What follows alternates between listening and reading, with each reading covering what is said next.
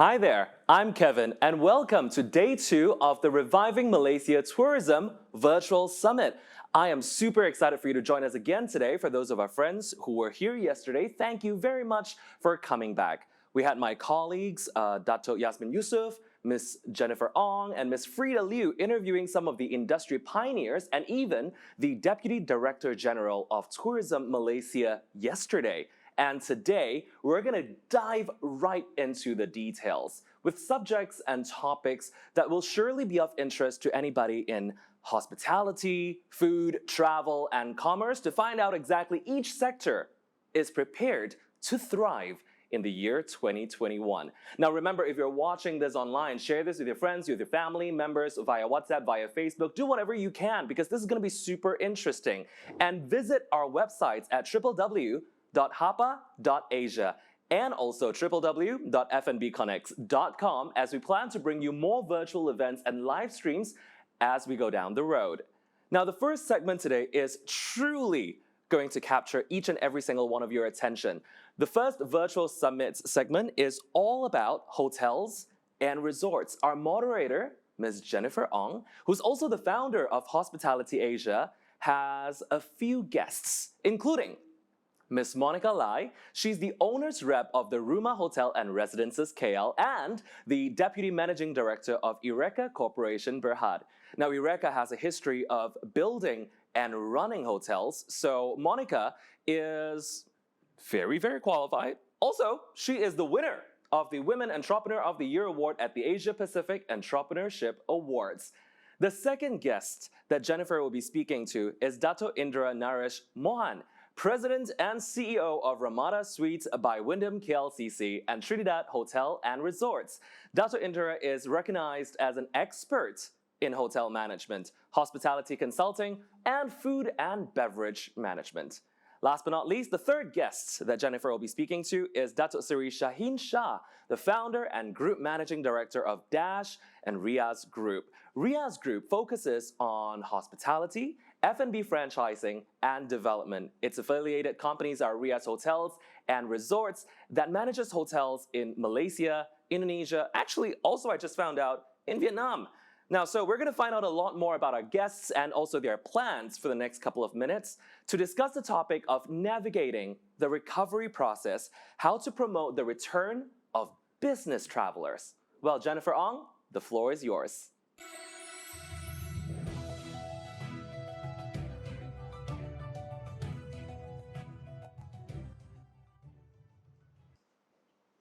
Thank you, Kevin. A very good morning to all and welcome to our first segment of Day 2 of the Reviving Malaysia Tourism Virtual Summit 2021 by Hospitality Asia Channel. I'm Jennifer Ong and our topic for this morning is about navigating the recovery process and how to promote the return of business travelers to Malaysia.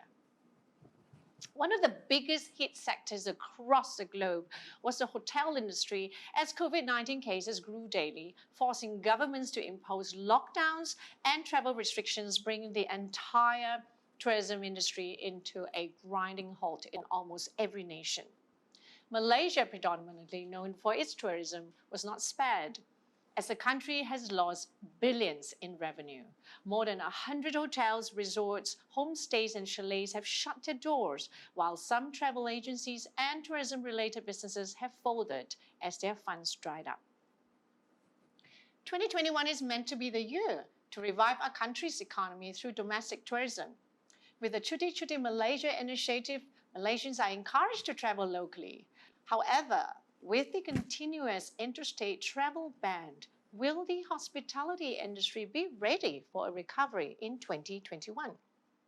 Joining us this morning is Monica Lai and Dato Naresh Mohan and of course Dato Sri Shaheen Shah with us, where we will be talking about the recovery and promotion of domestic travel within and international travel into Malaysia. Good morning. Good morning. Thank you so much. Yes. So, can you tell us a little bit more about each of your properties in terms of what have you been going through and what plans have you put in place to continue or to keep the businesses or to keep the properties going? Because we know that more than 100 hotels have actually shut down. So Maybe we start with Monica first. I mean, you have the Ruma Hotel and Residences, which has recently been opened not long ago.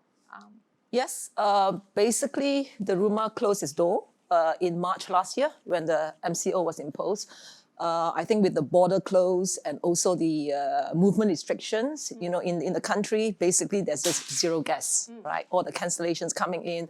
So we've decided that we will close it. I think also at that point in time, because we were not really, we have very little information on the virus, so we were also very worried about our staff, Right. you know, about exposing them, you know, with if we kept the hotel open. So we decided that we will close it. So that's what we did. Yeah. Right. And how many months did you shut? We actually only opened in October last year. So Right. we closed for quite a few months. Yeah. Right. It was a very difficult decision whether to open or not to open. You know, there's a lot of stop, start, you know, throughout the year. Yeah. So, but eventually we did open. Did in you October. remain open or did you shut? You know, because we had a We- few lockdowns anyway, Correct. right? Yeah. So we opened and then I think we closed briefly, if I remember, in January. Just briefly. I think we closed for a month. Right. Because again, there wasn't any indication as to when we are going to open. So we thought we'll just take a break and then, you know, and let the staff, you know, take a break as well. Yeah. Right, right. So, but as of now, it is open. As of now, everything is open. We are Your fully rooms open. are open, the F&B outlets are open. And our spa is also open, And which the is spa is always a challenging one, you know, during this period. Yeah. Interesting. Right. Okay. What about you, Dr. Narish? What your property? Well, You've got, yeah, how many have you got? we're operating 5 hotels right now, and Right. we have another 5 supposed to open this year. Right. So, And where are these 5? well, we have in Genting Highlands, obviously that's been operating for some time. Ramada Suites in KLCC, Changkat Bukit Bintang has also been operating for several years. We have also in Langkawi, we have the Royal Langkawi Yacht Club. And then we also have another one in Kuantan, the Shazan Hotel in Kuantan. So, yeah, so we've got them dotted around all over the country. And there's no one size fit all. There's no one rule for all of them. So we had to sort of, so for example, in Kuantan, we renovated the entire hotel. We shut down during MCO in March.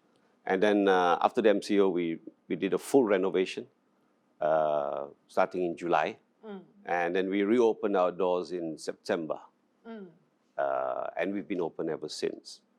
In Kuala Lumpur, for example, we didn't shut down the hotel even during the MCO because we were having a lot of guests, or shall I say even foreigners who were stranded.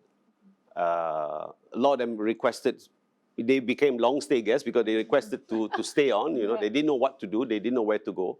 So we decided, you know, also on humanitarian grounds, we'll keep everything going. We trimmed the force a little bit, like Monica said, we put them on leave and stuff like that, but the hotel was essentially in full operation. What about the KL ones? Yeah, the KL ones was, So the that as Ramada, well, that's the right? one I was talking Right. about, right? For example, Langkawi we shut down, in Genting we shut down. Right. And then reopened only second half of last year after they lifted the MCO. And it was good for a while, going for a while, you know. And we were happy at least that we were achieving a result where we could sustain. We could, let's say, pay our bills and, you know, break even. We were not thriving, but at least was enough to keep us going. Right. But then, of course, then January came and the new MCO was issued, and then everything, you know, just So went back a to bit square one. back to square one, and you know, and now it's a situation of not knowing what's next. So we don't know to shut or to continue, and of course we feel also for our staff. I mean, you know, you don't want to have to retrench them or things like that. So we just, you know, trudging along right now. Right. So yeah, that's where we are right now. Right, right. And what about you, Dr. Sri Shahin? You've got Dash Box in Cyberjaya. Yeah. You've got Dash in Langkawi. Langkawi, And Dash in Bali, Dash in Bali Vietnam. in Vietnam. Yeah. Okay, let's talk about the Malaysia one first. Okay. All right. So, yeah. So what happened? You know, since March last year. It was very tough for us, but what we did was we did not close any of our hotels, mainly because our hotels is fairly new, in a range of about 5 years. The oldest one is 5 years old. The youngest one is 2 years old. So the what we wanted to do, we spent a lot of effort and money into visibility, online visibility.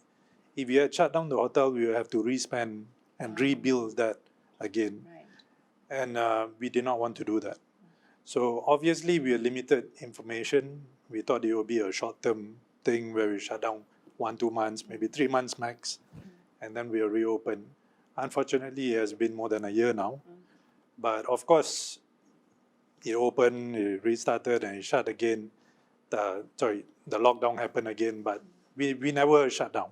Right. We did not shut So you down. kept it open all the Yes, while. yeah. Was it a painful decision? It was painful, but for us, luckily enough, the group has diversified.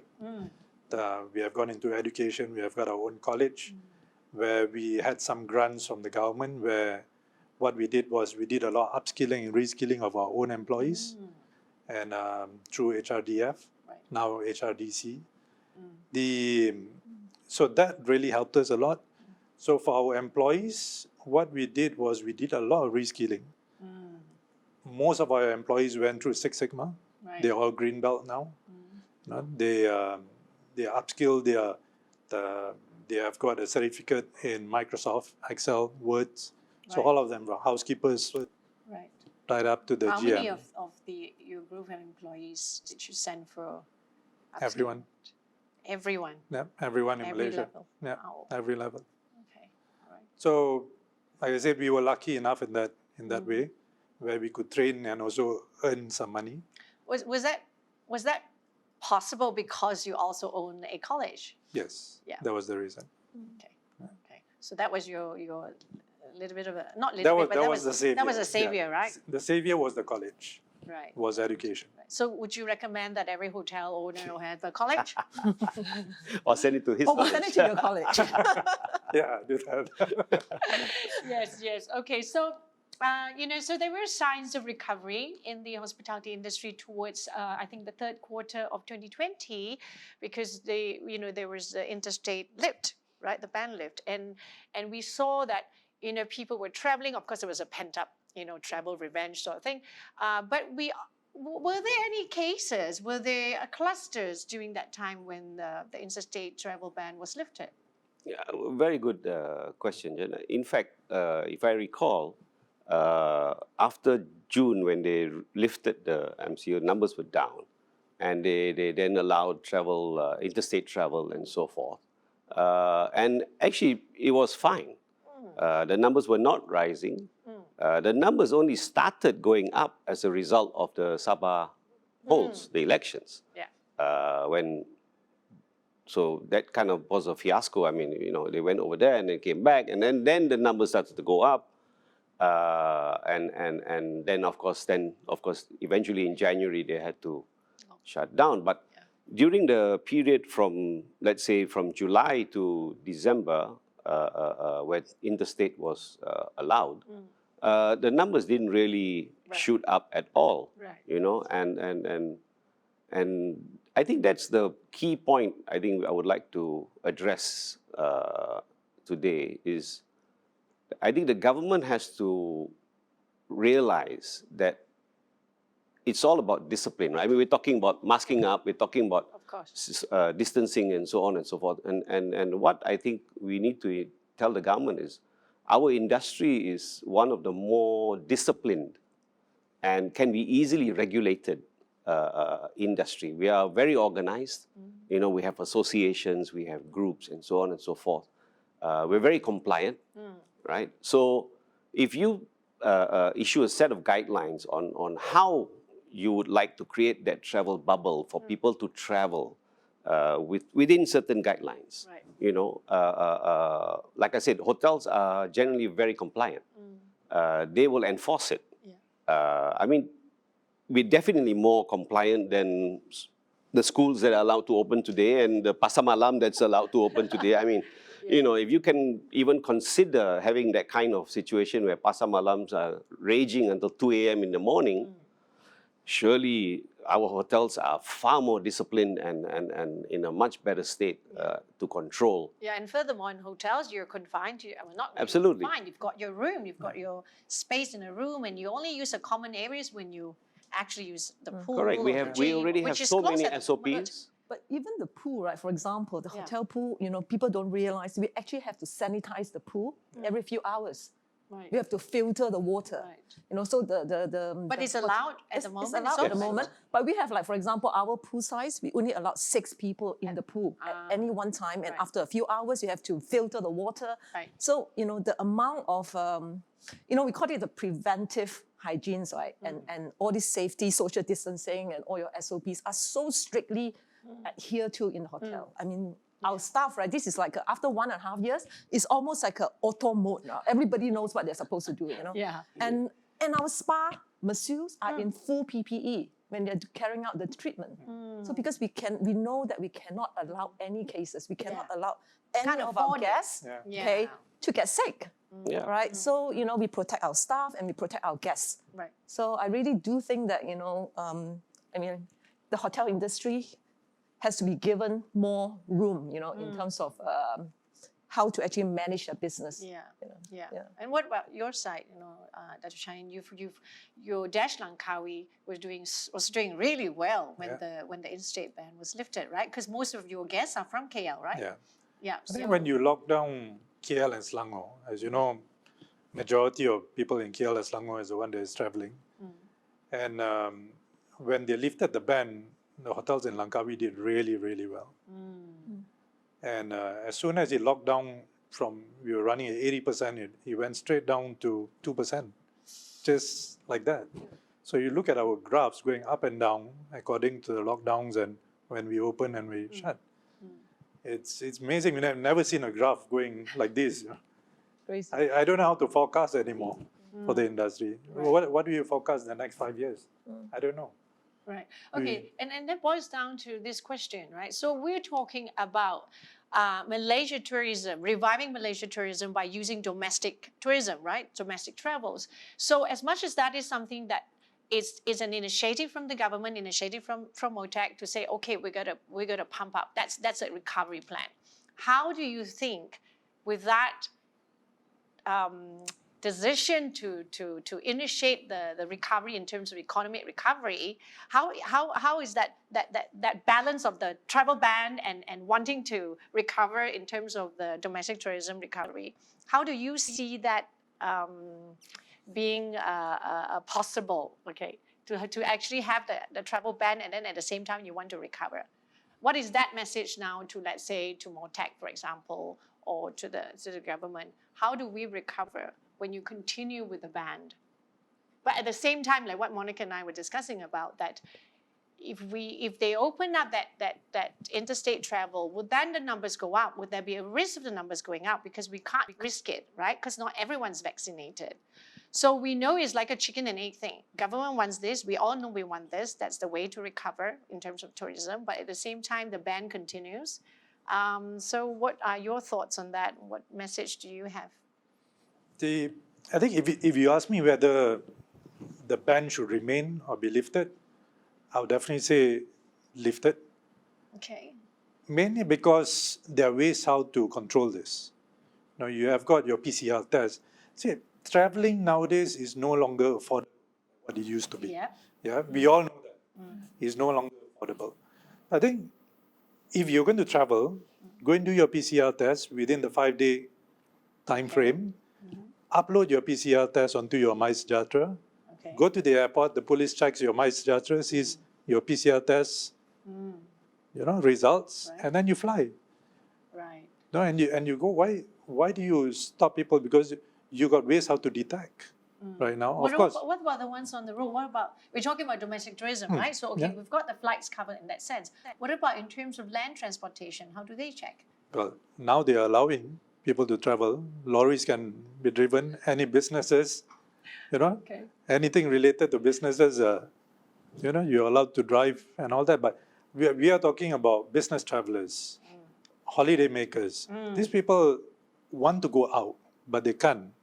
Yeah? So at least do your PCR test. You're trying to encourage domestic travel here. Correct.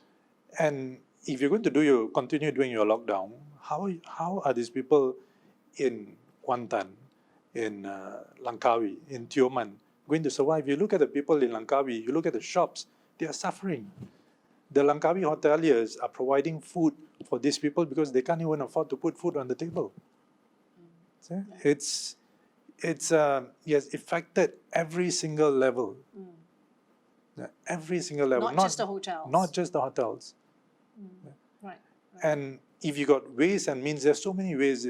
Besides PCL, there's so many other methods now implemented by different countries. Yeah, and I think we should be doing this. We know now, if you want to travel, do your PCR test, make use of this MySejahtera. MySejahtera is amazing. Yeah, make use of it, upload it, and go. Right. Yeah, and you know what?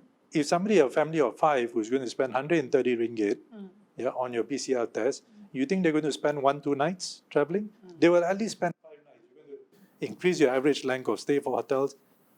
It's a domino effect. Right. Yeah. So what about in terms of the land transport? What do you think? What is your proposal? What's your suggestion that we can do? Same thing. I mean, what Dato' Shaheen said about that is very applicable when you fly. But what about the ones that use the land transport? Same do you- thing again, because they have roadblocks, right? Yeah. So when I go to Kuantan, there is a roadblock Right. which you have to go through, and they will check your letter, right, which has the police chop, Right. and so on and so forth. So Right. again, they can produce the PCR results, Okay. right? And MySejahtera being an app, they can track you, right? So they know if you are actually applying for a trip to Kuantan, for example, and so forth, you declare it, you take your PCR test, you are tested negative, great, Right. now you go. So within 24 hours or whatever given time frame, they will know whether you are in Kuantan or not, Right. right? And of course, you have to have your booking in place, your hotel booking, you have to check in accordingly, and so on. So that's what I'm saying about creating that bubble, Right. So you're here, you tested negative, now you go with your family in the car, you're all together in the car, and then you arrive at your destination, and you're again all together at that destination. And the hotels can also do the checks, right? Without Absolutely. the PCR, we can't check you in, Absolutely. Oh yeah, definitely. Yeah. That's the point. Everything on one app. At the end of the day, it's about setting shutting down is not the answer. That's the point here, right? Shutting down is not the answer because it will damage the economy, it damages livelihoods. You're talking about hotels, but do you know the amount of people that are dependent on the hotels for business, all the suppliers and trade partners and so on. So it's not only about hotels, it's all about there are a lot of SMEs out there who are suffering because the hotels are suffering, because the tourism is suffering. So by allowing things like this, as I said, we're not asking to do this to thrive or to make profits at this time, but at least to survive, so that we can keep the engine running. Right. We can pay our bills. We can then, as I said, keep the other industries that are related to the tourism industry. They also generate their income and so on and so forth. So then at least everybody has food on the table. They can survive. Right. And hopefully when the things settle down and so on, then you can talk about, the V-shaped revenge spending or revenge traveling and so on and so forth. But I think there's a long way to go before all of that. Today it's about talking about surviving, and I think that's why I'm saying that, if we set the SOPs, understand that the hospitality industry or the tourism industry is actually a very well regulated and disciplined sector of the whole economy. So put the rules and we'll follow it. Most of the hoteliers are far more afraid of having a case in their hotel and being shut down because of that. So they will do everything to avoid all of this. Yeah, absolutely. So that's what the government got to see, and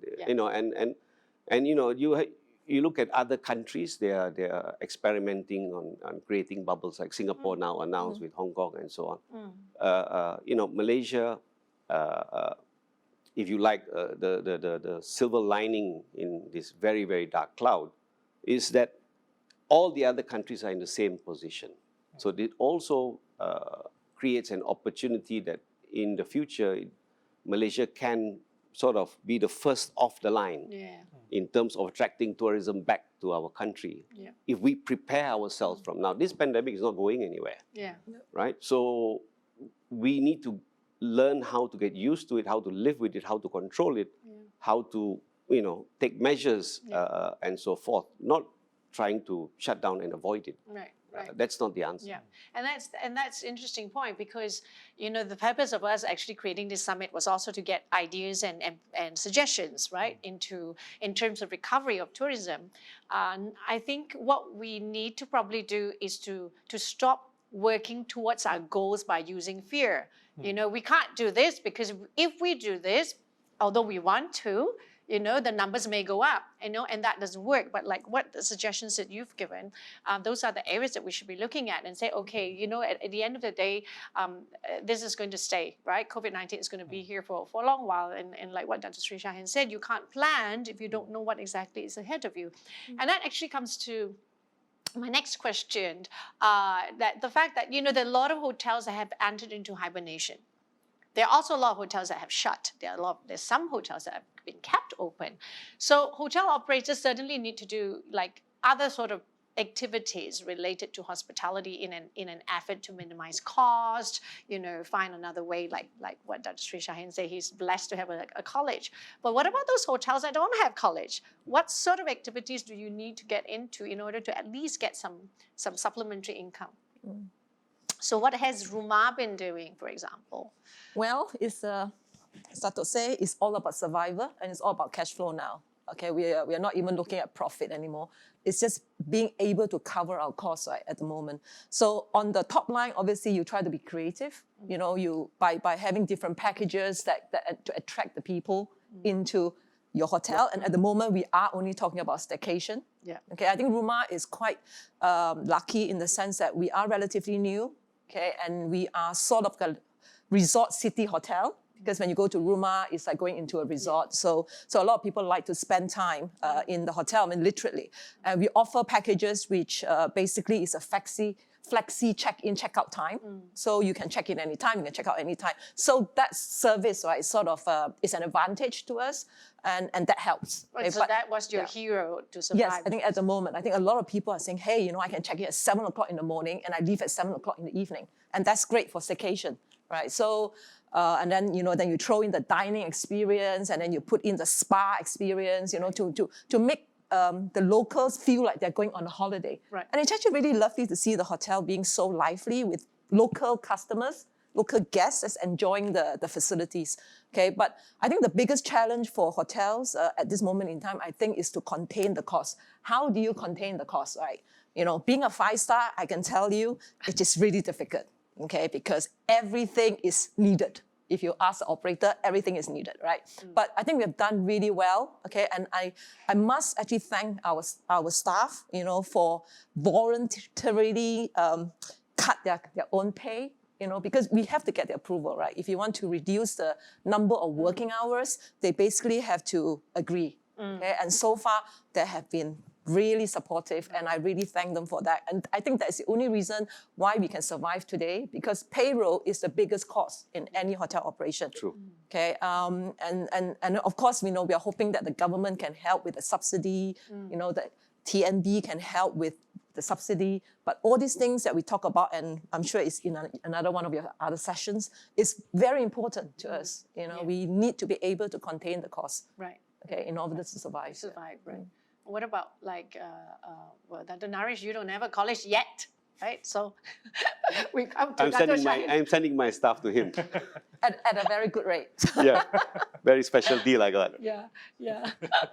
So No, did you know that Hapa Academy is actually just at the back there also? There you go. Yeah, so what do you guys do to... Well, yeah, I think a lot of what Monica said is very true. We have to be very creative in how we promote and repackage the hotel, and staycations obviously is what we do now. Like I said, because of the different hotels, we actually have different approaches. In KL, we do a lot more on the staycations and so forth. In Pahang, in Kuantan, we do. We're lucky in that sense. Pahang being a big state, the inter-district travel has been lifted, and that has helped us quite a bit. And of course, this month Ramadan, we really went all out for the Buka Puasa, Iftar packages and so on. So that has helped us quite a bit, and so forth. I mean, Langkawi, we're sort of in hibernation mode right now because obviously, it's very difficult over there. We're doing a lot more CSR than anything else, just to build the brand and build the bond with the community. In Johor, very much similar. We're doing the same thing there.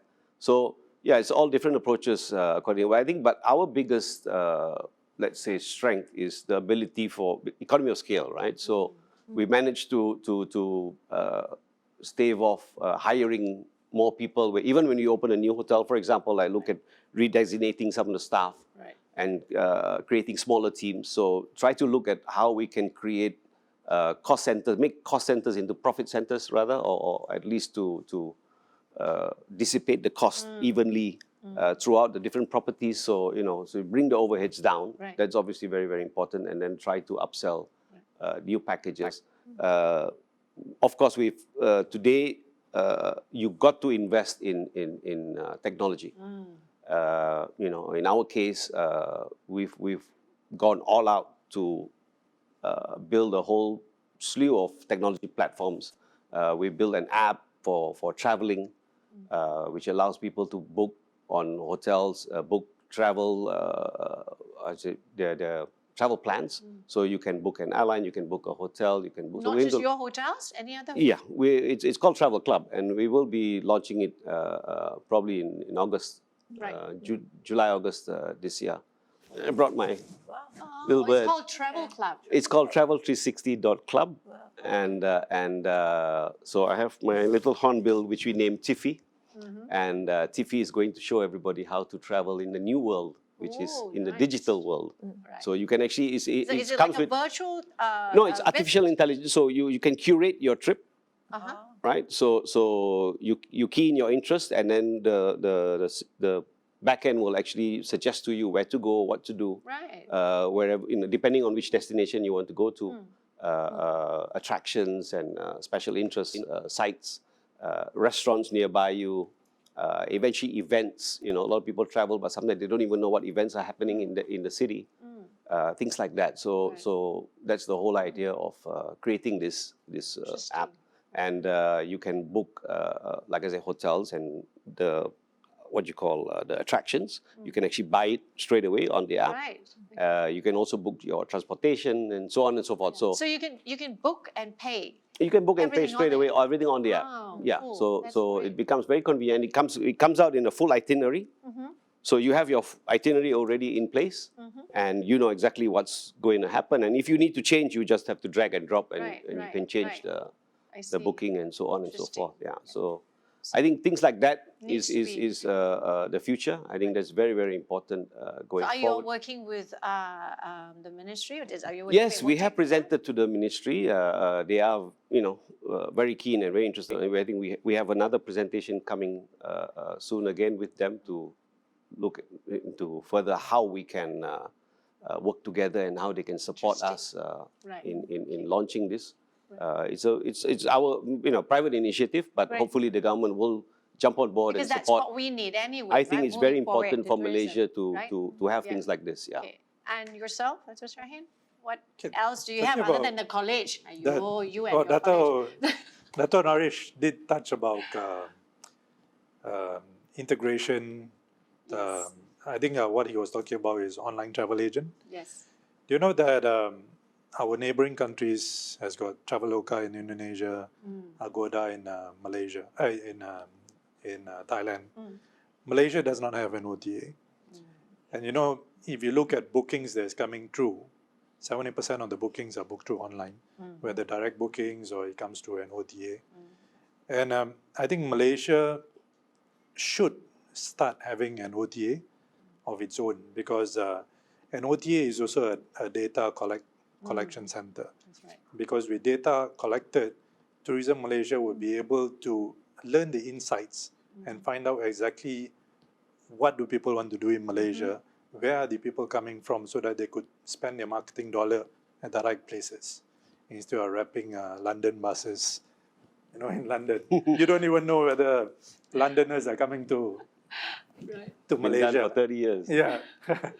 So these are the things that, if you don't mind, I'd like to share some numbers here. Let's take 2019. Yeah, we in 2020 don't exist for us in the industry. 2019, tourist receipts in 2019 was 86.1 billion in Malaysia. And out of 86.1 billion, you had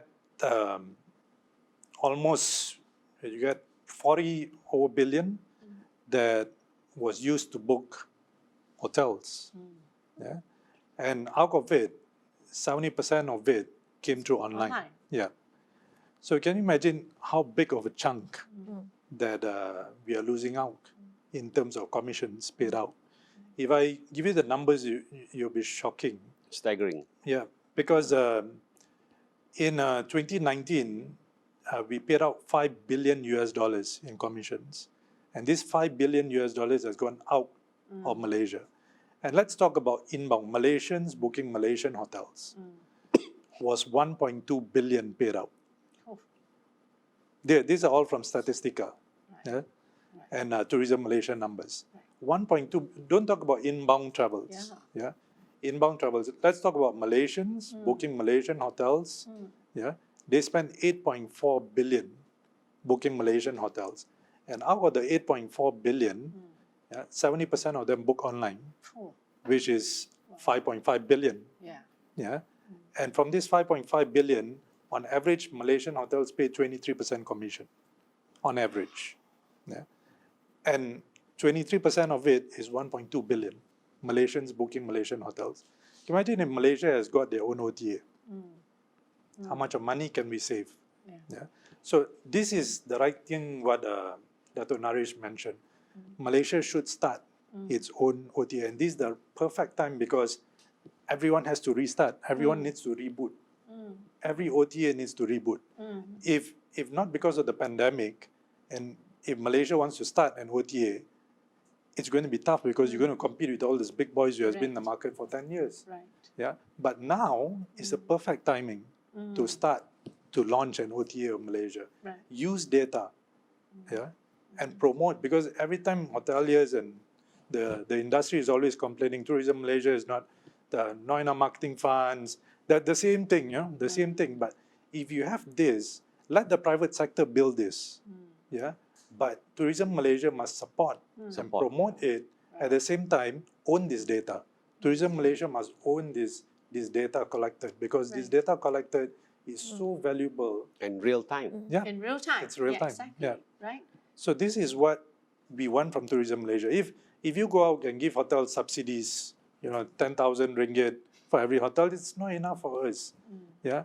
But if you have something like this, an OTA from Malaysia, and you invite all hotels, there's 4,700 hotels in Malaysia. Yeah.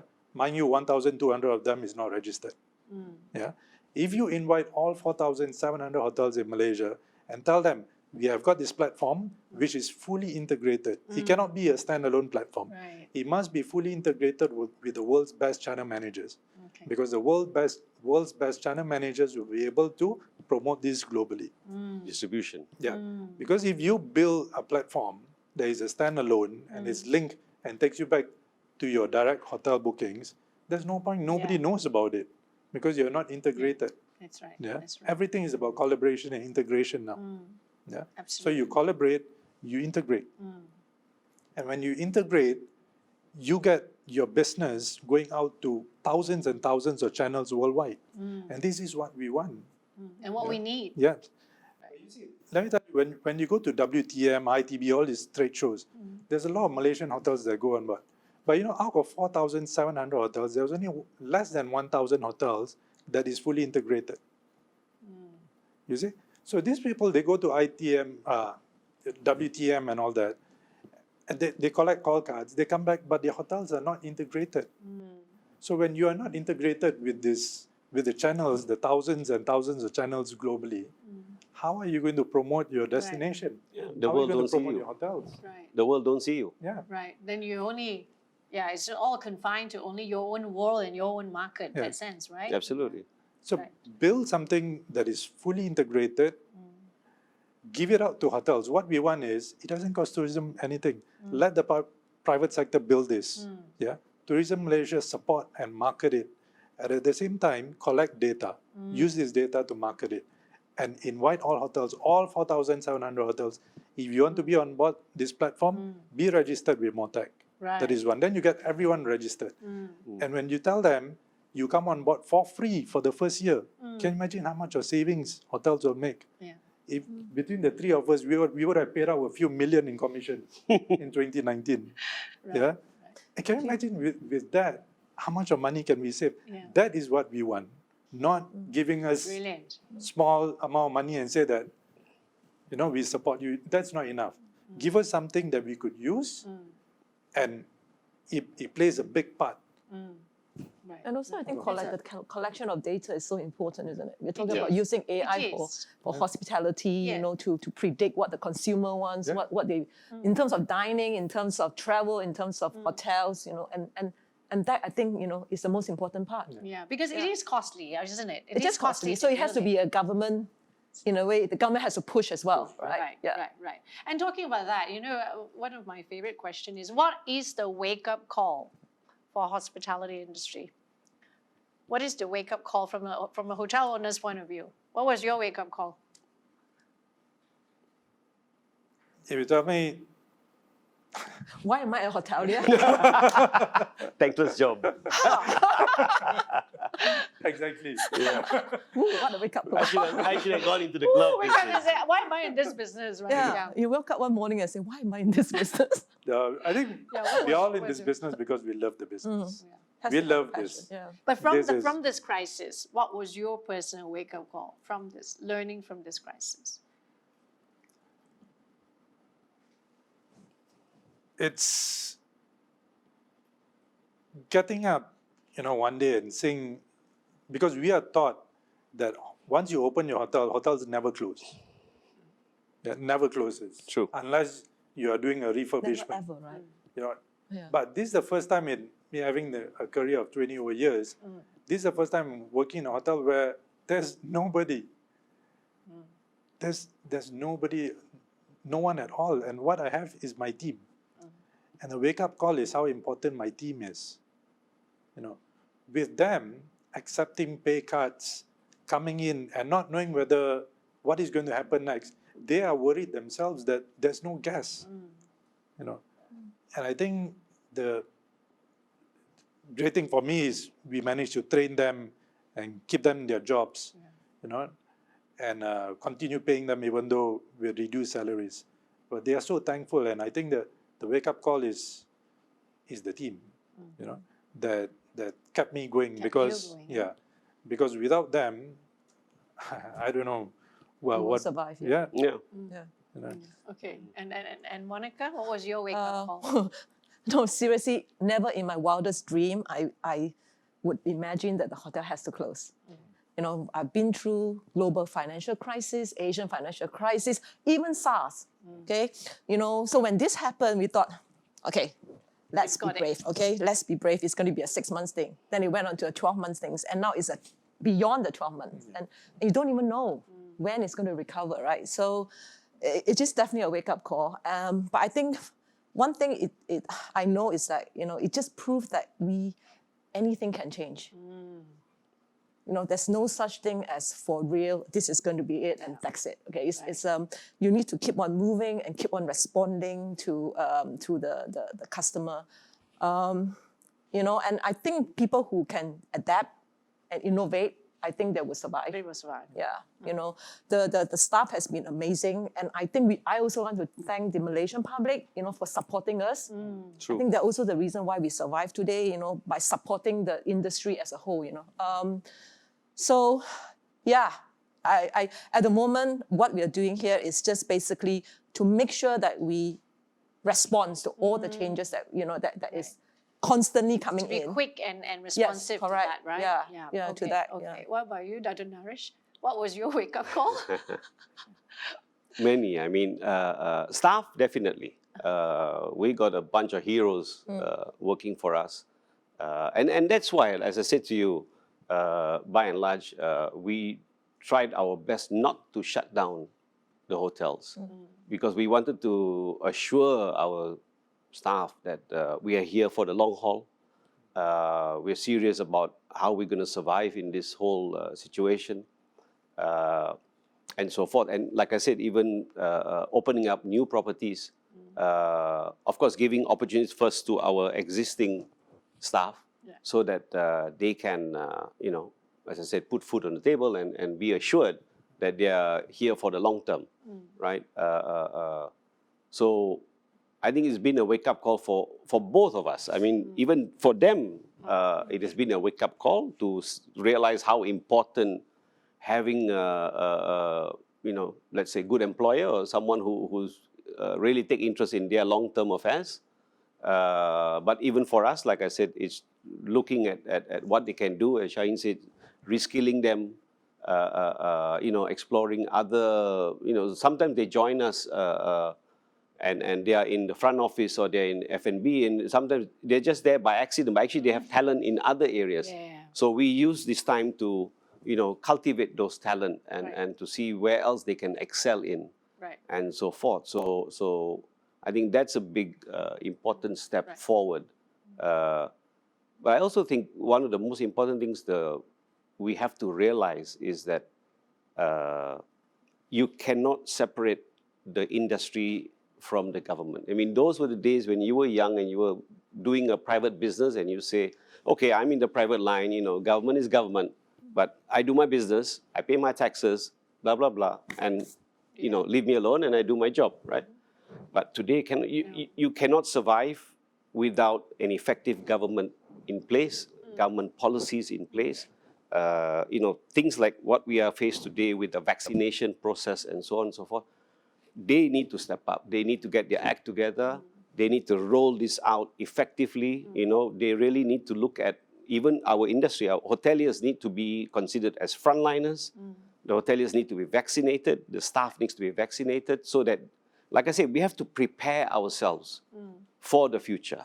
How to protect our people and at the same time create an environment where we can then project ourselves in a quick, in effective manner off the starting line. Let's say one day when the borders reopen, we cannot Just focus on domestic tourism, right? And then you don't have the plans for exactly. But international domestic borders is great. As Monica said, the Malaysian public has been fantastic in supporting the industry.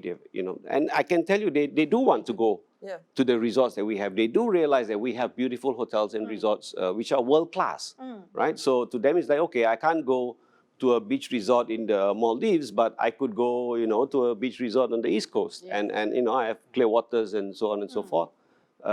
So there are many opportunities for them to travel domestically and still be safe, right? But what I'm saying is we have to look at it from a short term, medium term, and also the long term, which you have to prepare the industry, you have to prepare the country for if and when the time comes when we have to reopen our borders. We can't be doing everything last minute. Correct. So that's the other thing, right? I mean, I think all hotels should actually be putting in steps and strategies already, isn't it, to prepare that, in the event when the international borders are open, that's when you that can. one, we all know that it has to do with our vaccination program, right? Yeah. And at the moment, we Exactly. don't really have clear guidance as to when we are going to get 70% of our population vaccinated, when is it going to be 80%. And without that, it's just really difficult for us to budget. In fact, my budget, right, at the moment, I'm assuming that, the border will open in July, but I'm not, I think I'm going to move my budget now, maybe to September. It's just so difficult, Right. and that, to me, is not something that is difficult to do for the government.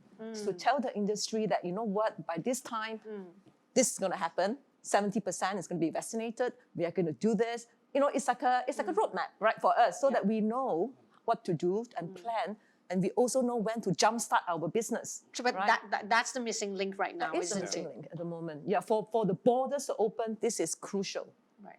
Okay, and at the end of the day, we need foreign travelers. We cannot we cannot do well just on domestic travelers. We can't. Yeah, that was that was also the other. Actually, in fact, I wanted to ask you about the fact that if all hoteliers are focusing just on domestic tourism, is that enough for our economic recovery? No. Definitely not. Yeah, Because the definitely hotels not. are not built only for domestic Yeah. travelers. Correct. Yeah. As I said, at best, we will survive. Yeah. That's At it. best, Yeah. I mean, yeah, there are spikes, as we were talking just now, I was talking to Monica, I mean, in KL, during the staycation on a weekend, on a Friday night or Saturday night, we might go up to 60, 70, 80%. But then on a Sunday night, we drop down to 5%. 10%. You know, yeah.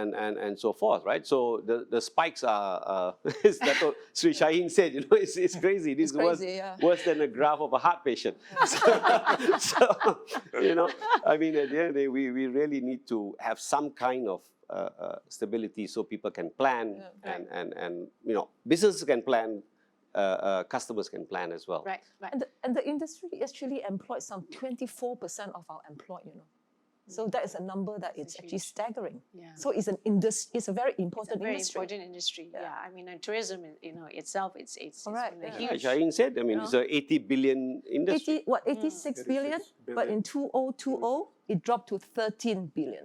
13, it dropped 85%. That's why all of us are suffering. Yeah, that's where the pain is. Isn't That's it? where the pain is, Yeah. So just before we end, just one quick question. You know, we've always been talking about hotels and resorts and operators. What are your thoughts to hotel and hospitality suppliers out there? I mean, they're having a hard time. Their business has been really impacted. I'm sure they also have a lot of financial issues because they can't collect the money and stuff like that. So just a quick thought about, you know how do hotels and the suppliers work together? You know, moving forward. I mean, hotels need the supplies, right? Suppliers need the payment. I mean, and it's sort of a chicken and egg, but how do you see in terms of collaboration or ways moving forward to work with hotel suppliers? Because they are as impacted. It's just that they're not talked about a lot. So I think at the end of the day, we need the borders open. So, you know, we need business.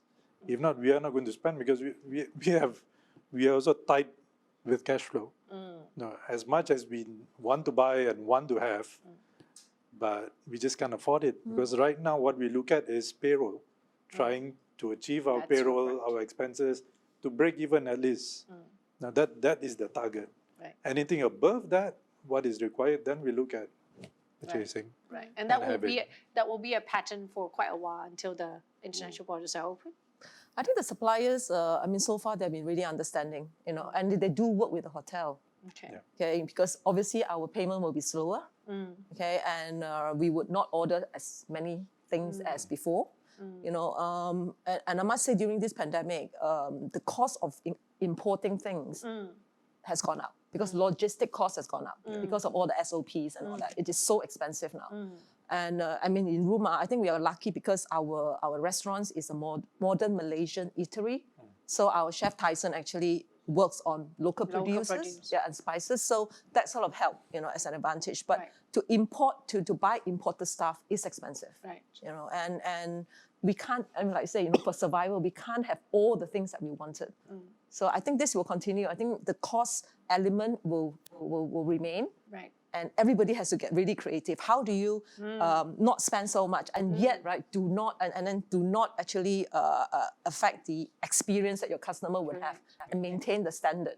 Yeah. All those things is going to come in, Yeah, and and it I will love continue. That. Yeah. I love that, Monica. I mean, that's also a message to all the hospitality suppliers out there. I mean, you got to get creative, Yeah. right? You got to be able to offer something that that does not compromise on the quality, but at the same time give the same experience. Yeah, and I mean, find a way to work with the hotels because at the end of the day, like what you're saying, Shaheen, you know, business has nothing to order, right? So And after this round, I think all hotel owners will be very cautious about going forward. You know, we can't expand too much, we can't buy too much. You know, the cost element is going to be a It's big gonna be thing. tight Yeah, for it's a going to be while, tight for a long time to come. Right. Yeah. Great. Okay. Yes. So we've come to the end of our hotel segment, and we'd like to thank our speakers, Monica, Dr. Naresh, and Dr. Sri Shaheen, for sharing their insights with us on Hospitality Asia channel. Look out for our next session where we speak with a homegrown food company that specializes in frozen halal dim sum. Stay tuned.